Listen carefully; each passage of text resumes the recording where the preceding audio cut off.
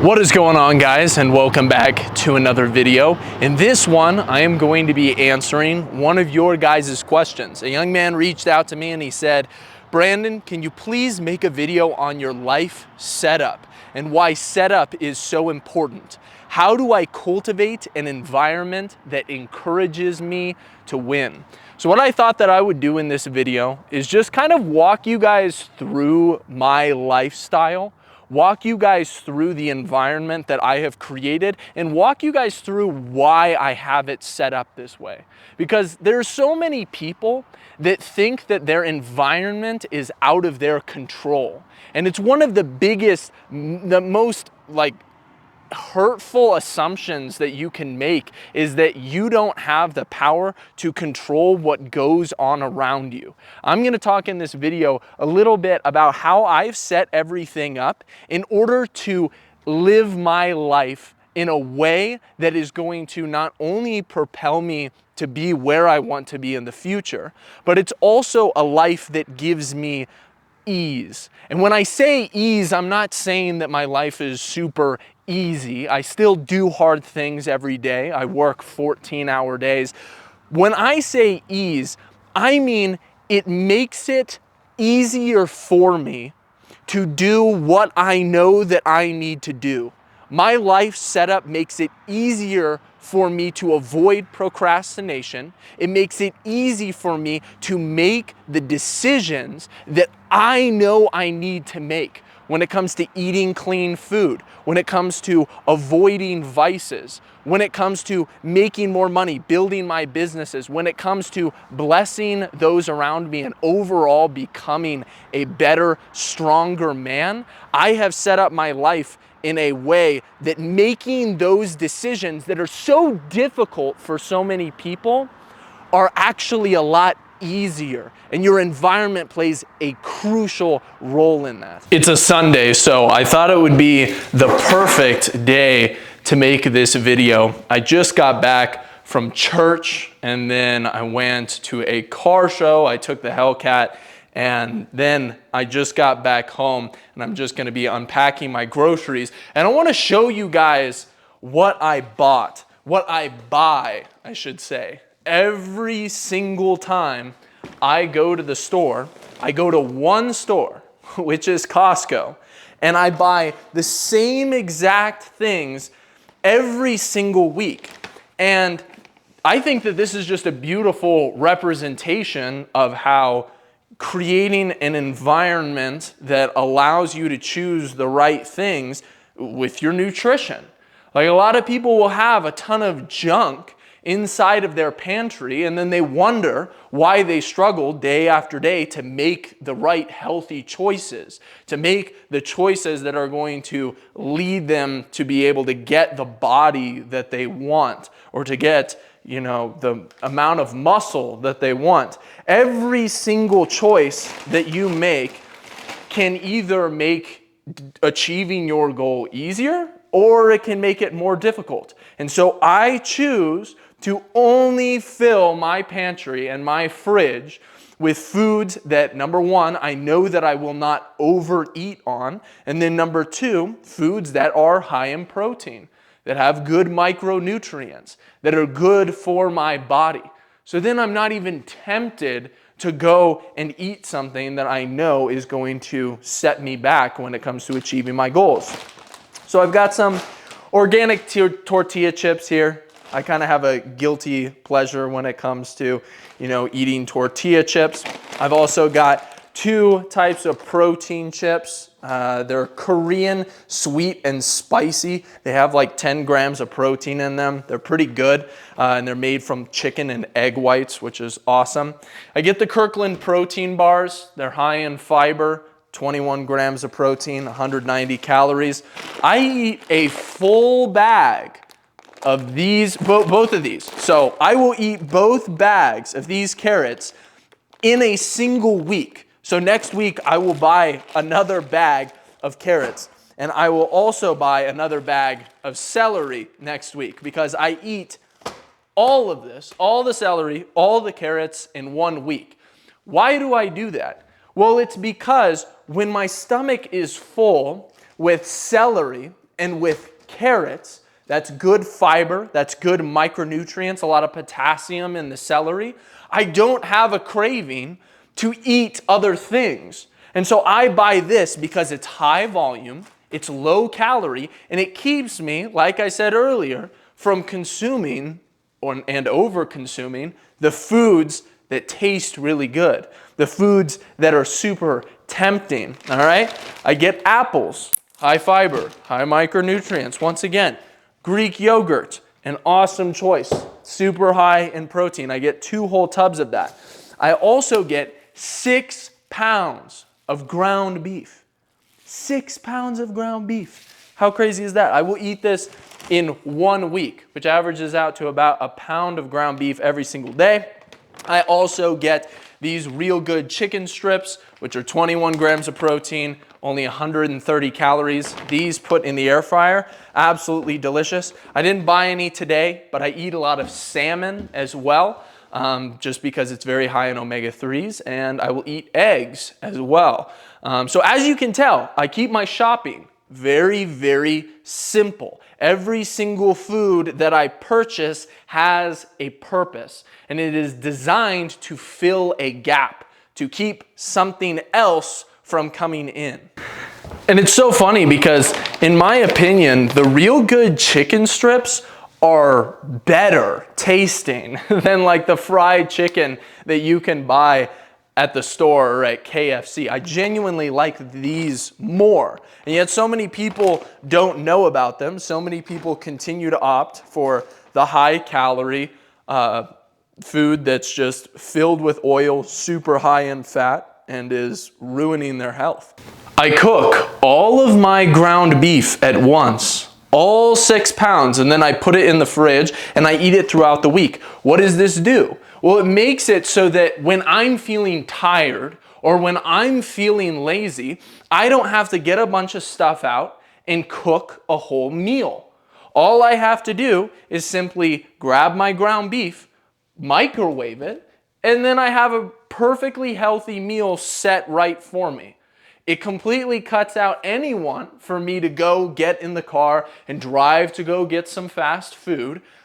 I have the option to have a really good meal right here because it was prepared. 1 day every single week, it takes me 30 minutes to cook all of this. That's it. I think it's the perfect day to make this video. The sermon this morning that my dad gave, who is the pastor of the church that I attend, was on Daniel. And in the book of Daniel, he is living in exile in Babylon after Jerusalem has been conquered. And he's a young man, and he is forced to work in the palace of the king of Babylon.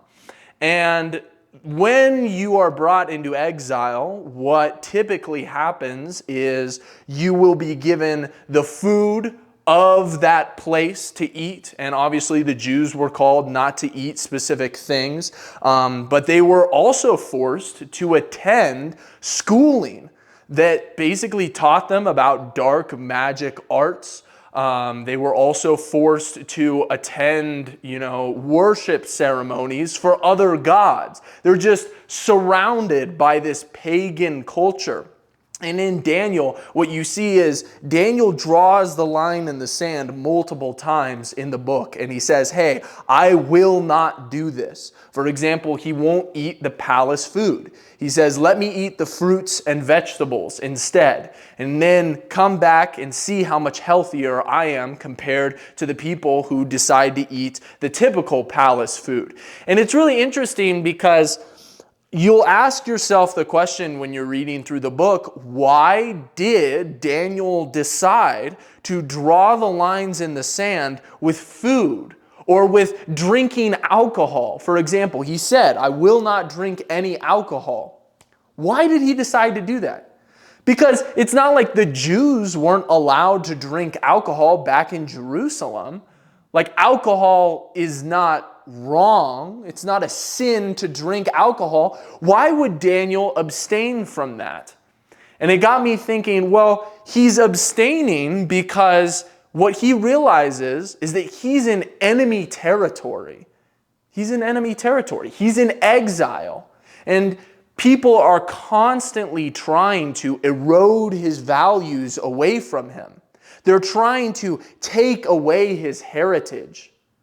They're trying to make him Babylonian. And so he decides to say no. No to the alcohol, no to the food. He decides to take a stand and cultivate an environment for himself where it makes it easier for him to remember where he came from, and it makes it easier for him to do the right thing, to take a stand. He decides to stay sober. So I really think the question we should all ask ourselves is, how can I be like Daniel? How can I abstain from the things that are going to encroach on my values? How can I set up my life and my environment in order to make it easy for me to bear fruit? Easy for me to walk the straight and narrow path. I want to show you guys something that I don't show very often. This right here is where I live. And if you look right out across from the front yard, what you'll see is that there is this incredibly ugly old trailer next to a bunch of old farm equipment. It's a little bit of a eyesore. You're probably wondering, Brandon, why would you show us that? But I show it to you with very specific intent, because the truth is, I could live in a house that would be much more expensive, and it would be much more fancy. And one of the businesses that I run is a business where I basically walk fitness coaches through how to become incredibly successful, how to make money and monetize their passion. And since that is one of the businesses that I run, it very much benefits me to look as wealthy as possible, to buy all of the most expensive things that I possibly can and sort of flaunt my wealth in order to show people, hey, I made all of this money from fitness coaching. I am a super successful fitness coach. But then when I show you guys in YouTube videos this place that I live in, it's kind of in the boonies. You know what I'm saying?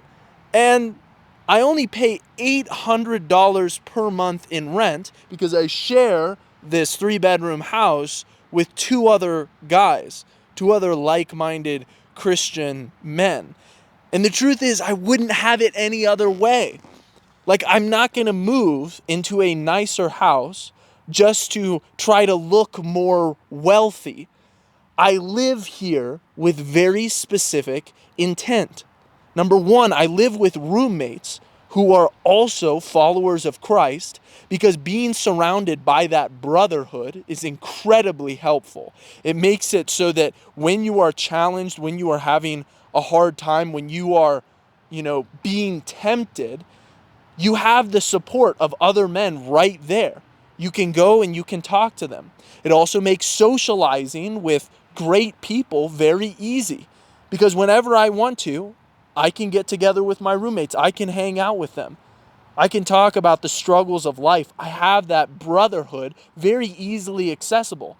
Versus if I was living on my own, it would be an incredible temptation to bring girls over constantly, to sleep with women, to be around girls all of the time in order to sort of cure that loneliness, in order to scratch that communal itch that we all have as human beings. But instead of, bringing in women and being surrounded by women constantly in a home all by myself, now I have other guys that are there that are holding me accountable, and we hold each other accountable. It's incredibly powerful. And I only pay $800 per month in rent, which is very, very nice. And that has allowed me to have $1 million cash in the bank at 24 years old. And like I said, it really would help me if I flexed a lot more, if I went and I bought a nicer house, if I bought nicer cars. I could go out and I could buy a Lamborghini right now, and that would be awesome, and I would love it.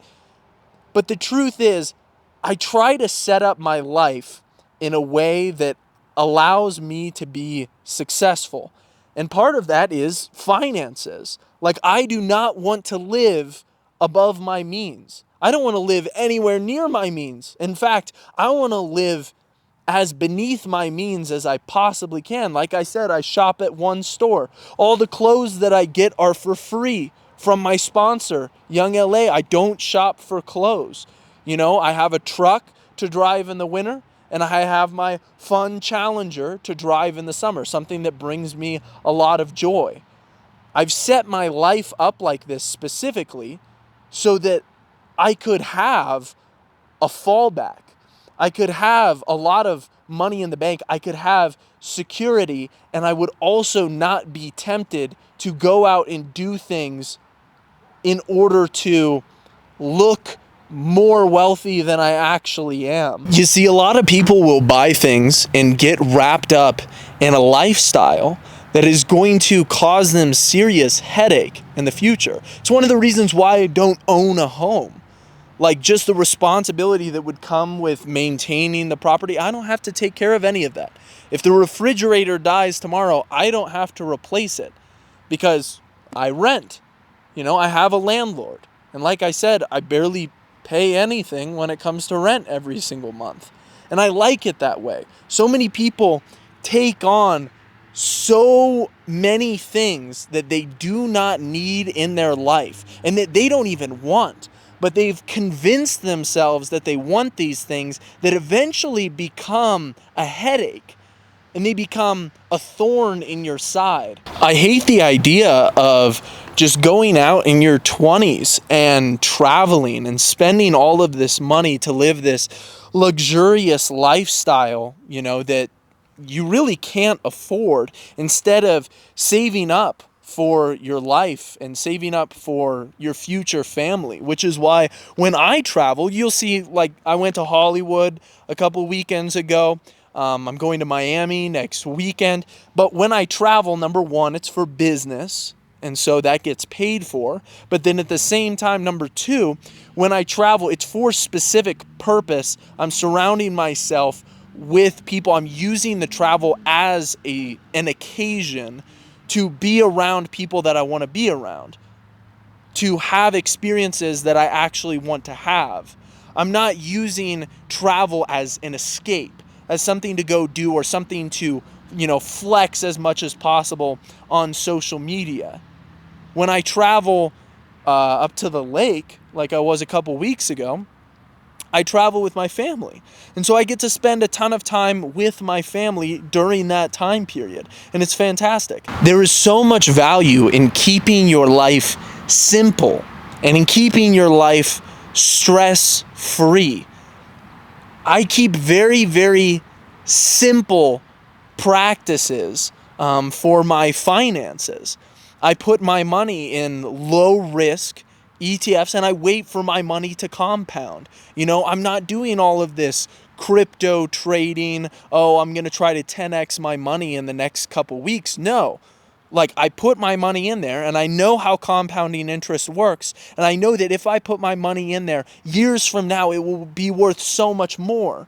That way I don't have to deal with the headache of, oh, where are the markets? When do I sell this? I've lost so much money on this. Should I take a massive, huge risk here with my finances? No. Then I can pour my time and my energy into myself and building up the skills that I need in order to become a higher earner.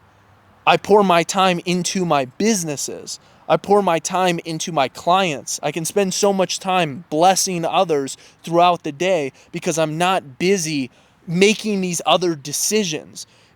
I truly believe that as a man, you only have a certain level of decision-making power every single day, every single week, every single year. And if you are constantly using that decision power to make decisions that don't matter, That is very, very difficult. Then when the decisions that actually come, the decisions that actually matter come, you are going to struggle immensely to make the right decision, to pull the trigger as soon as you need to pull the trigger, because you're so busy in all of these other areas of your life. You're spending so much energy pouring into all of these other things that have become a burden to you, these things that have become a thorn in your side. Like, I wake up in the morning, I roll right out of bed, I eat a super quick high protein breakfast. I mix Greek yogurt with whey protein powder. Super simple, super easy. Then I don't have to sit there and think, what should I cook for breakfast this morning? Like, what should I cook? And I spend all of this time doing that. No, then I can jump right into work. I can put my energy towards working. When lunch rolls around, it's easy to make my food. It's easy to know what I need to do next. And my decision power is being saved for the decisions that are really going to make a big impact on my life. So many people see my lifestyle and they say, oh, why don't you do this? Why don't you do that? Why are you spending your prime, your 20s, not sleeping around with women? Why are you spending that time working? Well, I'm trying to fill the gaps. I'm trying to put my energy towards something that is beneficial, something that is going to benefit the future Brandon. And is going out and sleeping with a bunch of girls right now, is that going to help my future self? Or is that going to compromise my future relationship with my wife? That's how I see it. If God ever decides that he wants me to be married, that is going to not only erode my relationship with God, but it is going to erode my relationship with my future wife. And so I choose to stay pure. I'm going to avoid alcohol. I want to stay sober. I want to stay clear in the mind. I want to have my life be set up in a way that I don't have to struggle so incredibly hard in order to choose the right things, the things that I know are good. When it comes to my recreational activities, I'm not out at bars all of the time, hitting on women. I'm not at clubs partying it up. I'll go and I'll play pool with my friends. I'll spend a lot of time with my men's Bible group that meets every single week. So once again, I am surrounded by other men that are making good decisions, men of honor, men of truth, men of integrity, so that I am not tempted to fall into the trap that so many other people that are going to the bars and they're going to the clubs every single weekend. I'm not tempted to fall into those traps. If I was surrounding myself with that environment constantly, I can tell you, I would be making much worse decisions. I would feel terrible about myself. There would be a rift between me and my Creator. And even those little small things that you feel like they might, not be the biggest deal, you will start to notice as time goes on that they start to put a wedge between you and God. And I noticed that. I did the party thing back when I attended the university here for one semester before I decided to drop out. I did the party thing. I smoked weed. I drank. I hang out with girls all the time. And it just became this thing where I felt like every single weekend I needed to go out and I needed to drink and I needed to hang around girls and degenerates in order to feel like I was living my life, in order to feel like I was being successful and that I was, a guy that was a social creature that could hang out with women, that could go talk to women. It's like, are these even the people that I want to be around? No, they're not. So I made the decision to cut it off. My house is very close to the 2 gyms that I go to. And I go to the gym every single day. Every single day I will go to the gym. Even if it's a rest day, I go to the gym and I do cardio. What's the reason for that? Well, it's because I want to be a creature of habit. And when you take a rest day, when you decide not to go to the gym that day, because it's very nice to just be like, when I'm feeling lazy, I don't want to go get into the car. I don't want to drive to the gym, even though it's close. I don't want to take the work to do that. No, I'm going to go to the gym every single day, whether or not I have an intense weightlifting session in front of me, or whether or not I'm just going to go do cardio. Because it makes that sacrifice extremely regular, and it keeps it top of mind. So that I know no matter what, every single day I will be sacrificing my time and I will be sacrificing my energy to better myself physically in order to keep my mind sharp. That time doesn't belong to me. That time is something that is being invested for my future self. And when the day does come, when you're having a bad day, when your willpower is lacking, maybe you're struggling with lust that day. Maybe you're struggling because you have terrible cravings and you want to eat something that you know that you shouldn't eat. When those days come, you are so much more likely to stay steadfast. When you have built yourself a routine, when you have built yourself a lifestyle that reflects the decisions that you know that you need to be making. I would have to get in my car, drive all the way to the store in order to buy something that I know that I shouldn't eat. I would have to go out and start a whole conversation, get to know a woman who is not somebody that I want to be partnered with in order to fulfill my lust, in order to get that easy source of dopamine from a quick hookup. If you don't have a bunch of women's phone numbers inside of your phone, women that you know are easy, then it's going to be much more difficult. It puts a wall between you and doing the things that you know you shouldn't be doing, even though on those bad days, you want to do them so bad. You want to go out and you want to throw it all away to live this degenerate lifestyle. But you have these things that are keeping you in check, that are helping continue to keep you on the right path. I go to bed early so that I'm not tempted to go out and do things that I shouldn't do. I wake up early to practice discipline. When I take a shower, I turn on my JBL speaker and I listen to the audio Bible. Do you know how much that helps me ward off lust? Do you know how much waking up in the morning and immediately going into the living room and getting on my knees to pray to God and doing the same exact thing before I go to bed? Do you know how much those habits help with warding off lust? With warding off the temptations that are constantly setting in? When you fill those gaps in your life with good things, when you have the audio Bible playing in the background regularly during times of your day that you say, hey, this time doesn't belong to me. I could listen to music while I'm taking a shower.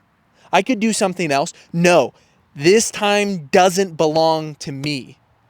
It belongs to my future self. It is an investment because I know that if I continue listening to that audio Bible, it is actively warding off temptation. It is actively keeping me on the right path. I really hope that you guys enjoyed this video. I hope that you guys got something out of it. If you watched all the way through the end of this video, I really like you, man. It means that you are part of my tribe. You're part of my people. If you listen to me rant about stuff like this and just hear my raw thoughts, it means that I really respect you for having a great attention span, and you probably work really hard to keep yourself on the straight and narrow path. And I want to encourage you to continue to cultivate an environment that allows you to win. Not the wins of getting girls, getting another body, of being able to get another hit, of getting high, getting drunk. Not all of these quick dopamine wins. I'm talking about the wins that actually matter, which is often the opposite of doing all those things, of dying to yourself, of dying to your desires every single day. Go cultivate that environment. set up your lifestyle in a way in a way that you enjoy, but it makes it easy. It makes it easy to continue to do the things that you know that you need to do. Drop a single thumbs up in the comment section if you watched all the way to the end of this video. And I will see you guys all in the next one. Peace.